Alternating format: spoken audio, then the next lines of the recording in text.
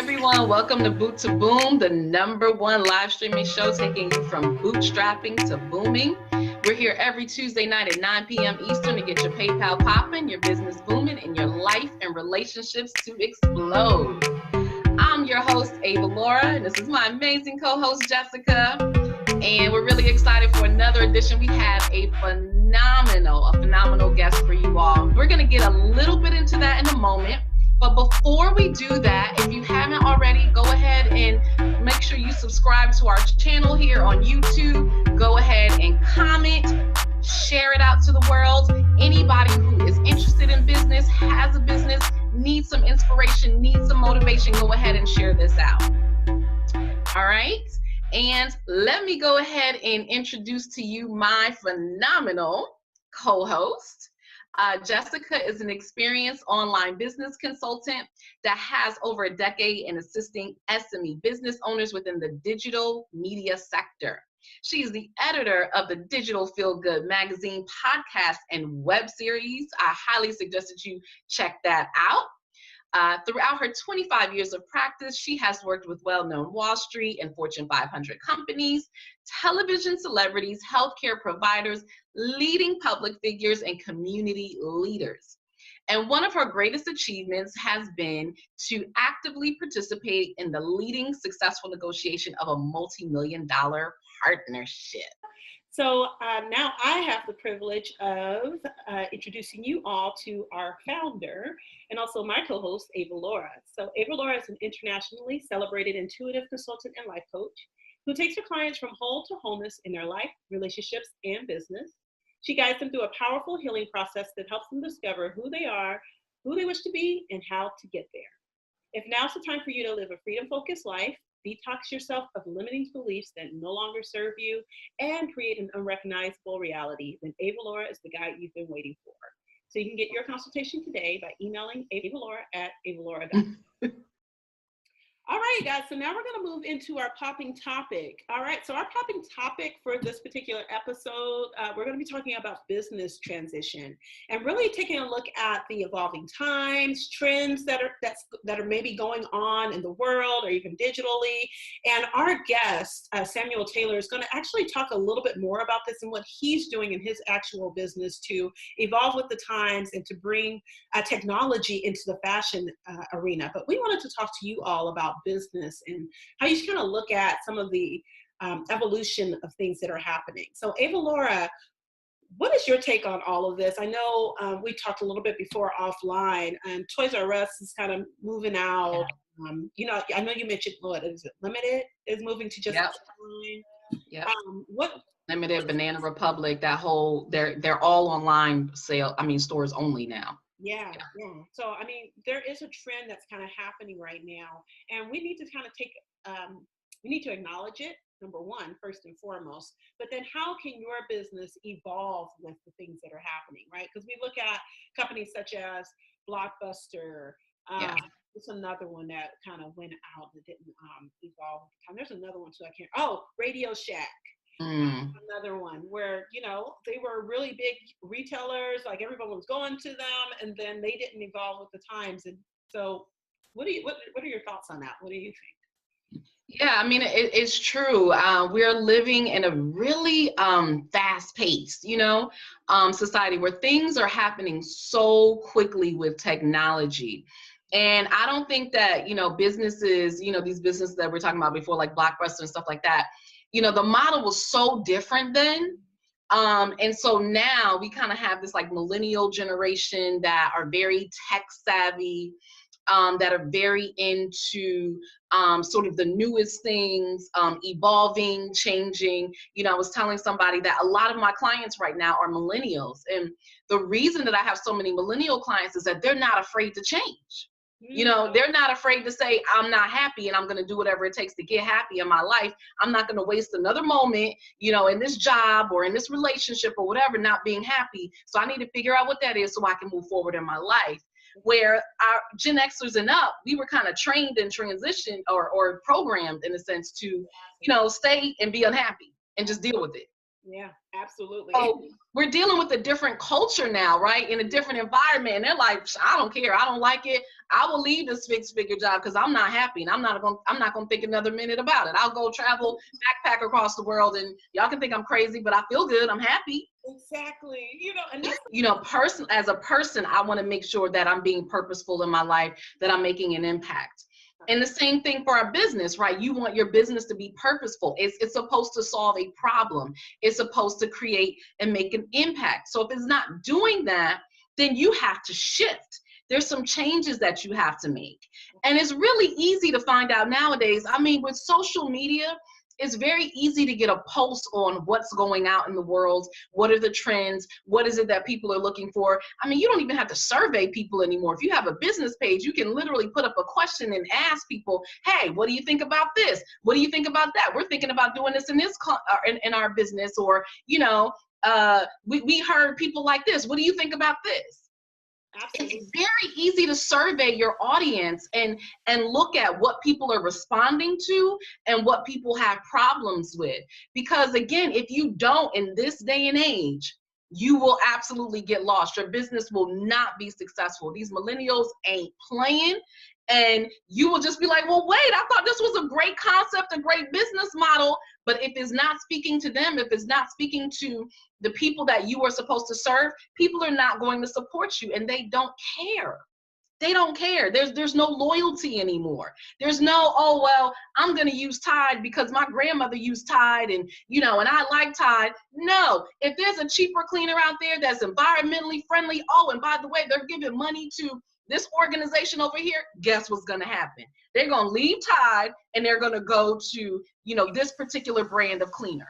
Instagram has where you can actually poll your followers. So you go onto Instagram stories and you can put up a poll that asks any question that you want to know and wait for people to respond. And that way you can really inventory. Now we don't just have followers. Now Right. we actually have community. Yes. You have people. Yes. You don't just create a Instagram or a Facebook to just, you know, spew out and I like to say word vomit all over your all over followers. Now you're creating relationships. We're building relationships with the people that follow us and building a community. So really think about that and how you can take your business, the model that you've had, or if you've had an old model, or maybe you have a actual brick and mortar store, and you're like, you know what, it isn't the way it used to be. What are some ways that you can start collecting email addresses or start to utilize Instagram? Because Instagram actually has a locator on it. So people that are looking for your business locally can find you when they type in their location and go, hair braiding. My daughter just found a hair braider that lived right around the corner from us. You never knew.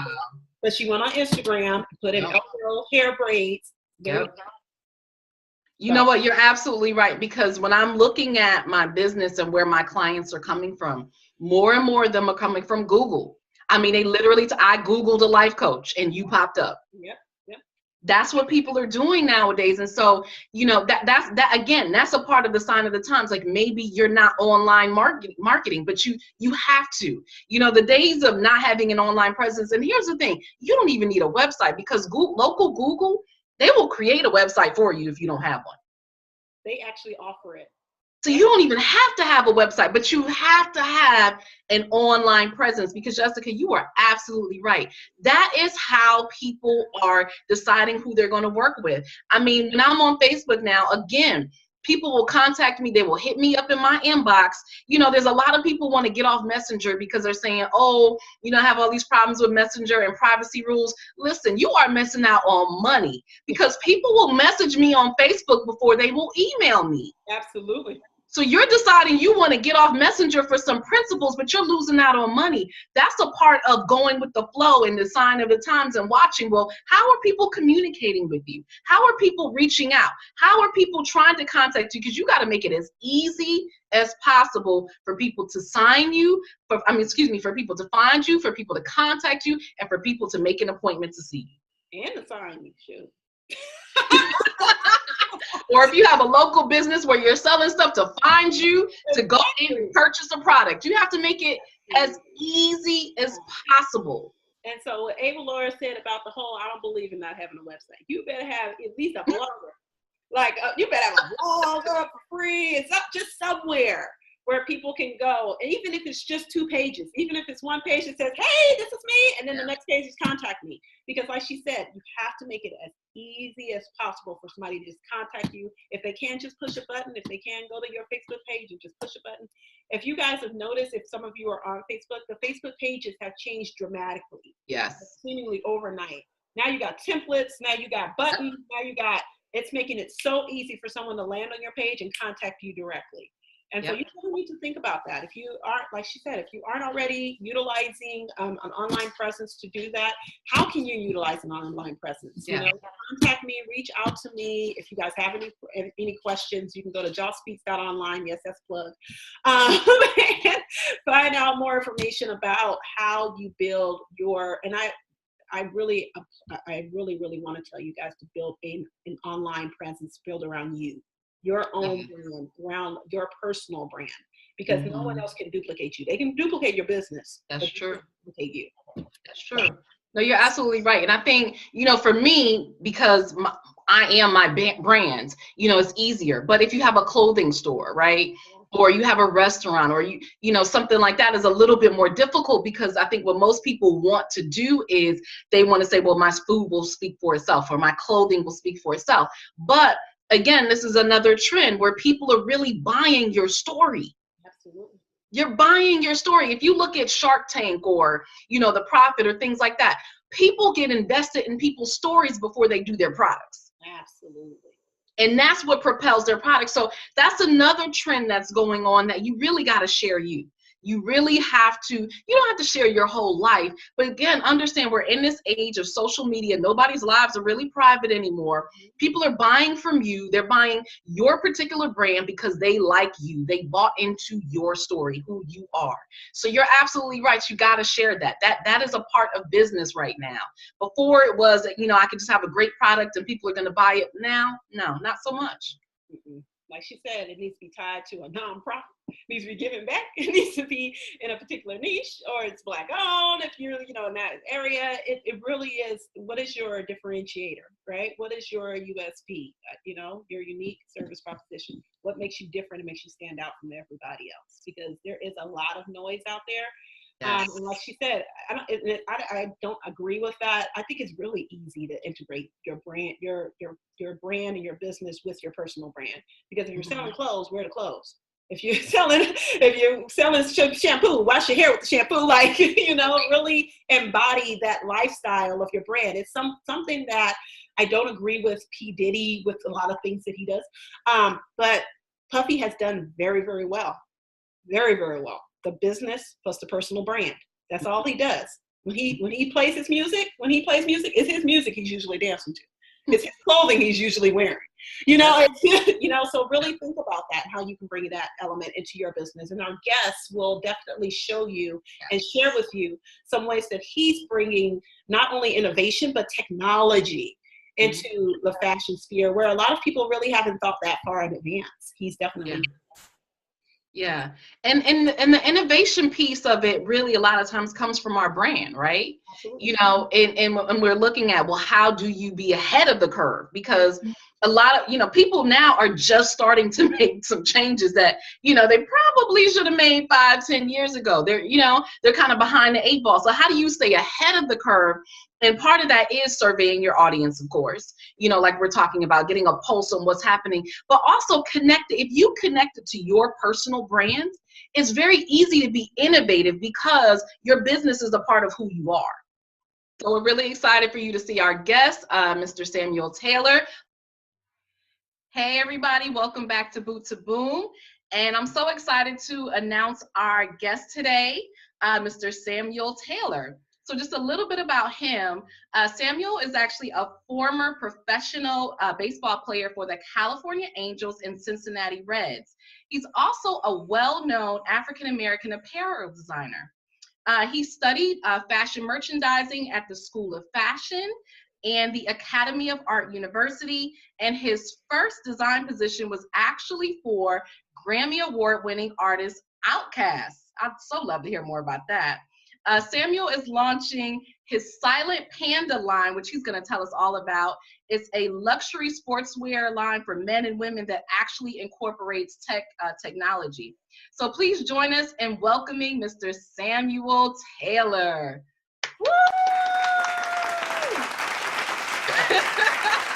How are you doing today, Sam? Good. Awesome. Thank you so much for coming on Boot to Boom. And we are always really excited to hear about our entrepreneurs and your stories. So even though I just gave the listeners just a little bit about you, just tell us a little bit about yourself and how you became an entrepreneur. I would say first, it's probably in my blood. My dad actually owned his business and still does currently for 39 years now. Wow. And what kind of business does your dad have? Yeah, he's we call it the janitorial business. Okay. He doesn't want to be considered as a janitor, but at the same time, it helped pay for myself as well as my siblings through school. So he's not too proud to announce that as well. But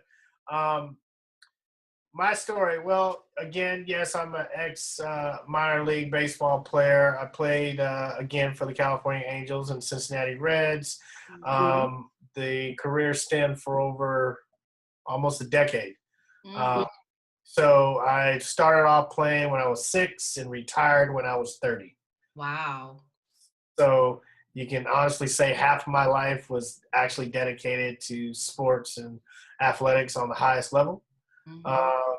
In reference to becoming an entrepreneur, like I said, I guess it's in my blood. I've always been a sketch artist. Okay.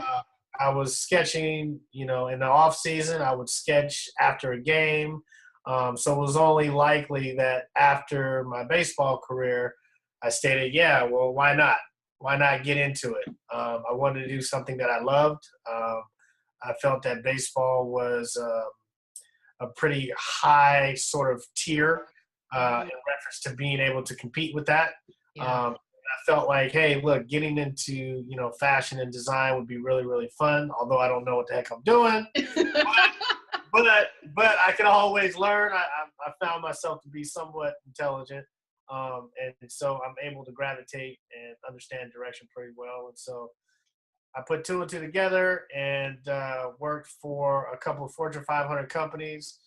Like Outcast was the #1 company I started with. And then my career kind of trickulated up just different notches every year. And in between my career, I ended up working for 3 Fortune 500 companies, as I stated before, that gave me the know-it-all to, be in the position I am as an entrepreneur. Wow. So where did the whole name Silent Panda come from? And then I know you have a bit of an origin story about the panther that's behind you, #1, great branding. Right. So tell us a little bit about all of that. Well, yeah, this is my guy. This lets me know that I took him from our office because my 2 daughters love it. So they stated, well, it's taking up too much space, in your office. We want it here, which was the Jedi mind game to kind of get that freaking stuffed animal here. So now I got to look at a lifestyle stuffed animal that's behind me in the actual playroom that I'm in right now. But the word Silent Panda comes from a childhood nickname that I've had since I was 9 years old. People thought that I was Ethiopian, and they really couldn't remember my name. And so, back in the day, kids were cruel. I didn't grow to be who I am today. I was a scrawny, very, very shy kid, and so I was not that social. A lot of people mistaken me for being very militant. And so when people would want to know who I was, no one knew who I was. They didn't know me because I was a I was a boy of little words, or a young man of little words. And so they would describe me as, do you know Sam?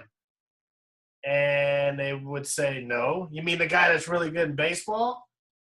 Yeah. You mean the guy that kind of looks like a panda? Yeah. And so, back in the day, kids were cruel. And you're talking about bullying nowadays. Bullying it's been going on for years, Yeah, centuries, absolutely. decades. And so, yeah, I mean, I learned to deal with it. But that sort of negative connotation of, depicting myself as looking like a panda actually became cool.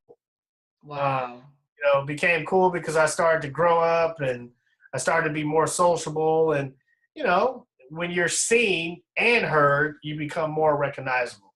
And Mm. so then the name went from a negative, like I said, a negative statement to a very positive remark. So guys knew me as Sam, but they knew me as my nickname is Panda. And so that stuck while I was, all through middle school, all through high school, all through college, as well as all through my professional baseball career. And it stuck. So it was only right to name this company, after a name that I turned in from a negative interaction to a positive situation. That was one. And then the word silent, again, like I stated earlier, people always knew me as being quiet. Mm-hmm. And that's always been my demeanor, is to be very observant and somewhat silent. And so, being in the whole, retail, streetwear, coolness industry, the word Silent Panda, through enough data that we did, was very, very cool to the consumer base. Okay. So you did your market research. Look, money is too valuable now. You can't just come out with something and think that it's going to sell. You need to get some market research. So I did some market research on the name. And of course there were some cons, but there was a whole lot more than a whole lot more pros than cons, and they outweighed them. And so we came up with that name, and it's been sticking for the last, I would say, 2.5 years. Wow. I love that story because, yes, you took a negative and made it a positive, but it also, to me, then represents being empowered, Right. and using the things that can hold you down to empower yourself. Exactly. So really taking personal responsibility. So I love that story, and I love what that represents for who you are and your line. And so there's so many questions I wanted to ask you from that, but since you just said that, I think that's a great tip for entrepreneurs who might be starting not just a clothing business, but any type of product. Can you talk more about that process of how you did the market research and why that was so important? Well, it kind of goes back to my fashion career. So coming out of baseball, playing for almost 30 years, I knew nothing about fashion. I was able to sketch, but that didn't equal to me understanding the business. And so I had to do a bunch of research, from the 16th century on, Wow. how they were conducting garments in England to the present. And so, coming from, and it doesn't change, even when you work, for, a couple of Fortune 500 companies, you never stop learning. Right. And so as I'm getting older, I'm kind of servicing within a culture that actually has been here and done that, but then there's a culture behind me that's here that's presenting a whole lot of new environment and new culture, new ventures, et cetera, et cetera. So it was paramount for me to actually really research and figure out what today's market wants, what today's market likes, because, you at the end of the day, a product is only good if you sell it. Absolutely. So if you don't do the proper research, then you've already lost. So yeah, that was one of the things that I really, understood about Silent Panda is that, the name is cool, but we really have to, you're not designing for yourself, or you're not creating a product for yourself. You're creating a product for the people. Yes. And if you have to put your emphasis on the liking and the understanding of that, the people are going to dictate whether you're successful or not, because you're creating a product, you're not creating a service, then it would be imperative that you do some market research, because, that's going to get you closer to making a dollar bill. Yeah, I absolutely agree with like everything that Laura said before. But then I was going to say as well, to add on to that, not only empowering yourself, but then empowering others. And you kind of really confirmed that just a moment ago, is that your clothing line not only gives you this new level of empowerment, but you're also putting it out there to empower others with the clothing that they wear. Right. So I really want to hear the connection between your clothing and the technology. So why technology? Why put the two together? What's the connection? I'll start off like I start when I'm doing pitches to whether it's investors, etc. How many times have you been told from your elders that, you know, you may have bought like a t-shirt, or you may have bought a dress, or you may have bought an expensive coat, and then your parents say, well, did something else come with that?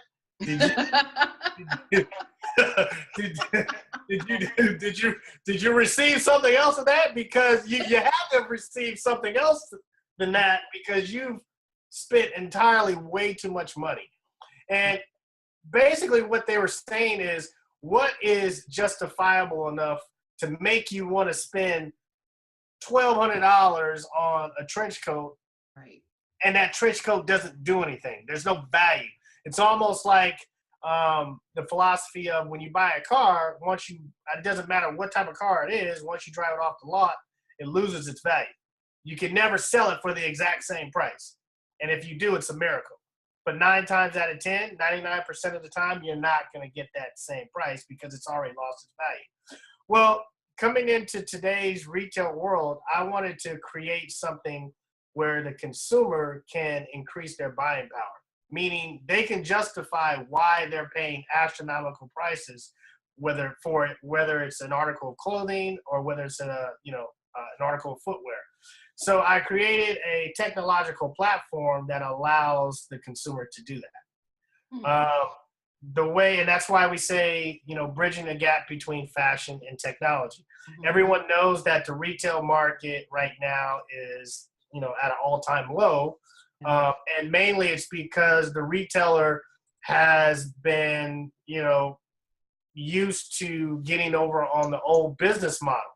And they don't really understand today's consumer, that today's consumer has passed that generation. Yeah. Right? Like, so my generation is that we used to really emphasize on brick and mortar. Mm-hmm. You go into a store, that store gives you the experience. You can take your wife, you can take your girlfriend, heck, you can even take a date and try to impress her, because you're letting her know that you know what you're doing by going through different racks. Well, those days are gone. Now people want 2 things. They want personalization and they want convenience, which is really what a man wanted and still to this day. I don't know any man, maybe I'm wrong, but there's a lot of men, that literally, at least all the ones I know, that when they go into a store, they already know what they want. Mm-hmm. Okay? So it's an in and out process, period. Now, women have caught up to that and surpassed that. So you have a whole generation now that wants convenience. And that's why Amazon is kicking butt. Yeah. So I said, okay, well, if I'm going to get into this game, I need to understand 2 components, and I need to implement that within my brand. And so that's where the tech comes into play. So what I've done is I've created a platform where that scarf that you're wearing is a value. That shirt that you're wearing is a value, because what you're doing is you're purchasing a product, and then you're able to extend that dollar, which is called a rewards plan. It's what banks do. Banks give individuals different rewards plans. So the way it works is that you buy a garment. Mm-hmm. Once you buy that garment, you download our app. Okay. And then once you download our app, you're able to access our portal of vendor relationships, such as, say, if we, just hypothetically speaking, we have a yogurt stand or a yogurt company, or we may have a car company, or we may have an airlines partnership, or we may have a restaurant partnership. When you buy our product, you get an opportunity to extend your dollar by getting a vendor based on our lifestyle at a discount price. Got you. Very interesting. I love that. I love that. And again, and that goes back to the market research. And I'm gonna keep stating that because again, for you entrepreneurs or wannabe entrepreneurs, that speaks to the importance of research, so you know who your consumers are, who you're selling to, and what they want, so that you can make sure that you offer it to them, so that you can be successful. Because Sam, you're absolutely right. The old business model is gone. It's gone. That's right. a wrap. So the only way that you're going to be successful in this marketplace is to tap into what is it that people want and make sure that you provide that need. And that's what we always talk about here on Boot to Boom, is that we're really all about providing a need as an entrepreneur. That's what a successful entrepreneur does, is that you find what the need is and you provide the solution to it. Yeah. So in other words, what I'm doing is I'm tackling both of those two elements of convenience and personalization. The personalization aspect of it comes from the actual vendor, what the actual consumer wants as a rewards program, right? So that gives them the opportunity. That's the secret sauce. It gives them the opportunity to leverage their dollar. The convenience part of it is that they're able to buy an actual product and create an experience to get into that portal to actually extend or increase that buyer's money, coin, Bitcoin, whatever you want to call it. It gives them an opportunity to extend their dollar by accessing a portal that, quite frankly, they wouldn't be able to access if they were just purchasing a garment. Wow. Very interesting concept. Now, can you provide us just with really quick one story of something that you had to overcome? So a difficult experience or a difficult. He's like, oh, I have many. And then, that's a loaded question. How you overcame it, if you could. I used to be that guy that thought that just because I was smart that I could get over. So what that meant was that, I would have to do things. Whether it was school, I would just do just enough just to get by, just to graduate. Or I would do just enough just so that I could stay eligible to play ball, whether it was on the high school or the collegiate level. Whether it was in life, I would read the fine print, but I would only read the first 2 paragraphs out of 5 and say, oh, I got it. I don't need to read anymore. Wow. Yeah, there's been quite a few, but for in reference to myself, the latest addition was that not doing enough. I got a good one. Not doing enough research in today's market, putting something out, and then getting the rude awakening of the consumer is smarter than you think. So before Silent Panda, before Silent Panda actually, evolved to what it was, when I first started off, I felt that I could get away with the old business model of just slapping some logos on something. And then I would get this person and this person and this person and this person to wear it, and then that would have a domino effect. Yeah. Well, I got a rude awakening that, not only did that not work, but I was encouraged to, after 16 years in the industry, to get out because I don't understand the culture. Wow. So that's this millennial. They don't play. No, they don't. They don't play. Yeah. They are much smarter. Yeah. They understand their culture. They understand the background, and they want to know that you're doing it for a purpose, not to make a dollar. And so I would say that was my latest rude awakening. Was that I don't know everything, and that I can't come back into this game after working for a corporate monster if I want to do it as an entrepreneur by thinking that I know. I have to do the proper research and understand that I know exactly what I'm talking about if I want to be able to communicate it to my peers or to the audience now. You just said a mouthful. I love that. That right there. If you all didn't hear anything else, don't think you know, but you need to know that you know. Right. Because you will get tested. And that's one thing that entrepreneurship certainly does. Yeah. Wow, thank you so much for that. But before we wrap up, and there's so many more questions that I have for you, but I want to make sure that our audience can contact you and see Silent Panda for themselves. So how can they get in contact with you? What is your website? So the website is silentpanda.com. To get in contact with me, just email info@silentpanda.com. The actual site launches within 2 weeks. Okay. The actual launch of the actual company with the app, everything launches April 1st. Okay. And for between now and April 1st, because we are actually charging, this is very important, we are charging $1.99 for this app because this is a very unique app.